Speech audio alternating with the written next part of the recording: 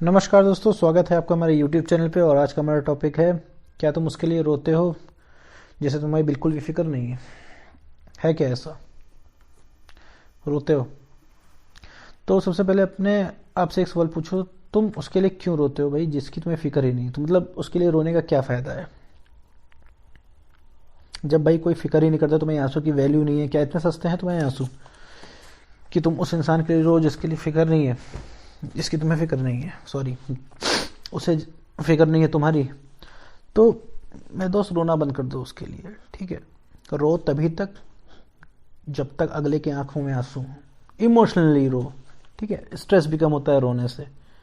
तो ऐसा नहीं कि रोना बहुत ही ख़राब चीज़ है, ठीक है? लेकिन उसके लिए मत रो लिए जिसके पास तुम्हारे लिए आंसू ना हो। हाँ, क्योंकि अगले को कोई फ़र्क नहीं पड़ रहा है, ठीक है? बिल्कुल भी वो अपने ज़िंदगी में मस्त है, जी रहा है।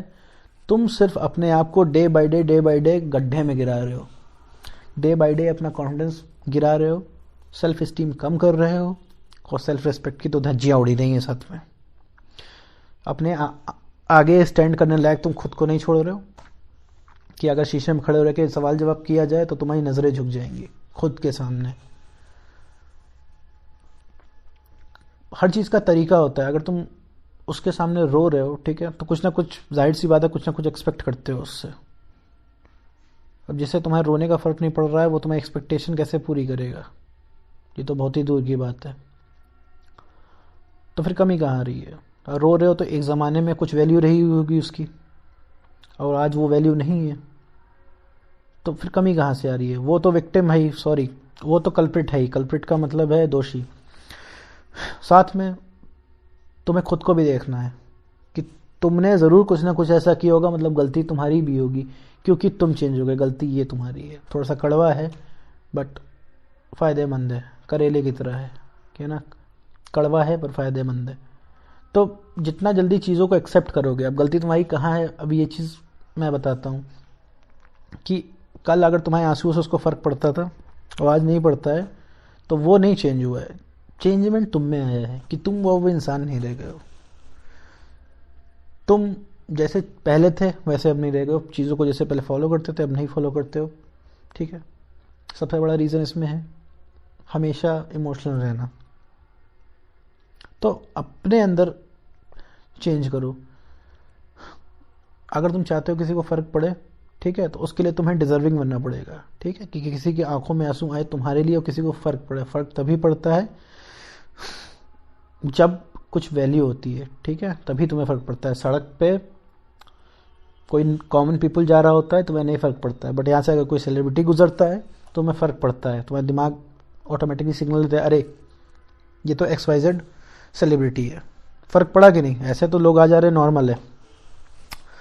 तो क्यों पड़ा? वो डिज़र्विंग है ना, है कि नहीं कुछ उसमें बात? तो वो बात तुम्हें खुद में बनानी है। हमेशा मैं अपने व्यूअर्स को बोलता हूँ, सब्सक्राइबर्स को बोलता हूँ कि तुम्हें किसी की ज़रूरत नहीं है, ठीक है? अगर तुम्हें किसी से अटेंशन चाहिए तो तुम उसको पुश करने के बजाय तुम अपने आप को चेंज करो, ठीक है? अपने आप को चेंज करो, डिज़र्विंग बनो, तभी अगले की अटेंशन तुम्हें मिलेगी, नहीं तो नहीं मिलेगी। हर चीज़ कमाई जाती है, ठीक है? यहाँ पे कुछ भी फ्री में नहीं मिलता है, सब चीज़ तुम्हें यहाँ पे कमानी पड़ती है। चाहे वो प्यार हो, चाहे वो दोस्ती हो, चाहे कुछ भी हो। अगर तुम किसी के साथ, कोई तुम्हारे साथ दोस्त भी है या तुम किसी के दोस्त हो या किसी भी रिश्ते में इन्वॉल्व हो, तो उसमें दोनों का पर्सनल इंटरेस्ट है। कड़वा सच है ये, ठीक है? तो तुम्हें चीज़ों के अकॉर्डिंग चलना पड़ेगा, ठीक है? अगर अलग चीज़ें चलाओगे, अपने हिसाब से लेके जाओगे, तो फिर खुद को ही गड्ढे में गिराना होगा। कि एंड में देखो, कुछ भी तुम कुछ भी करो, एंड में देखो सफ़र तुम्हें ही करना है और तुम्हारी जगह कोई सफ़र नहीं कर पाएगा। लेट्स से कि तुम आज किसी के लिए रो रहे हो, ठीक है? मान लो तुमने अपने आप को बहुत सही बना लिया, बनाने में 2 महीने का समय लगा, बढ़िया हो गया, सब लोग तुम्हें वैल्यू करने लगे, लोगों को फ़र्क पड़ने लगा तुम्हारी हर चीज़ से। लेकिन ये जो 2 महीने का समय जो बीच में गुजरा है, इसमें सफ़र तो यार तुमने ही किया ना। सारी सफरिंग तो तुम्हारी हो गई ना इसमें। वो तुम्हारा कौन कर ले गया? तो पॉइंट ये है। तो इन द एंड सफ़र तुम्हें ही करना है। तुम आज जो कर रहे हो, ठीक है, समय तुम्हारा है, ठीक है, तुम्हें जो समझ में आ रहा है कर रहे हो। लेकिन एंड में अगर कल तुम गड्ढे में गिरते हो तो सफ़र तुमको ही करना पड़ेगा। और हो ना हो चेंजमेंट तुम्हें अपने अंदर लाना ही पड़ेगा। आज तुम अगर किसी के सामने तुम रो ले रहे हो तो वो तुम्हें रोने दे रहा है, ठीक है, या फिर तुम अकेले में भी रो रहे हो तो ये खुद के साथ गलत करना हुआ है, क्योंकि ना उसे पता चल रहा है और पता भी चल रहा है तो कोई फर्क नहीं पड़ रहा है। तो तुम क्यों गिरा ले रहे हो उसकी नज़रों में? तो तुम गिरे हुए, तुम अपनी नज़रों में गिरा रहे हो। देखो, किसी के नज़रों में गिरो ना गिरो, अपनी नज़रों में ना गिरो, ठीक है। अगर अपनी नज़रों में गिर गए तो तुम पूरी दुनिया की नज़रों में गिर गए। इस बात को समझना चाहिए। और जो जिस लायक हो उसको रिटर्न में उतना ही देना चाहिए। ये बात अब आप कहोगे ये तो सेल्फिश होना हुआ।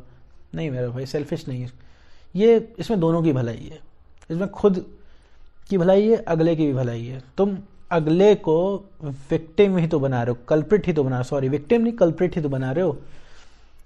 अब तीसरा आदमी, चलो आप रो रहे हो अगले के लिए, ठीक है, दो लोग, मैं तीसरा पर्सन देख रहा हूं, तो मैं देख के बोल रहा हूँ यार ये रो रहा है, इस इंसान को फर्क नहीं पड़ रहा है, यार ये कितना बुरा इंसान है। तुम तो मेरे नज़र में तो ये बुरा बन रहा है। अब लेकिन मैं अंदर की स्टोरी नहीं जानता हूँ कि यार ये सब फर्क क्यों नहीं पड़ रहा है। ये स्टोरी मैं नहीं जान रहा हूँ, क्योंकि फ़र्क उसे इसलिए नहीं पड़ रहा है कि तुमने इतना हद कर दी है, तुमने इतना हद कर दी है कि उसे फ़र्क पड़ना ही बंद हो गया एक समय में। यार मैं तुम्हें अगर डराऊँ, तुम एक बार डरोगे, दो बार डरोगे, एक समय ऐसा आएगा तुम डरना ही बंद कर दोगे। तो सेम एग्जैक्टली अगले वाले के साथ भी ऐसा है। तुमने उसके सामने इतना रोया है ना कि वो खत्म हो गया, उसकी आदत पड़ चुकी है, वो यूज टू हो चुका है उस चीज़ का। तो इसमें दोनों को लॉस कर रहे हो कि नहीं? एक तो उसको तुम बुरा बना रहे हो, ठीक है, और खुद भी अपनी सेल्फ रिस्पेक्ट डाउनग्रेड कर रहे हो, कॉन्फिडेंस की ऐसी तैसी कर रहे हो। यार ये सब करने से एक यही फेक बिलीफ तो जनरेट होगा कि मैं कुछ नहीं कर सकता या कर सकती।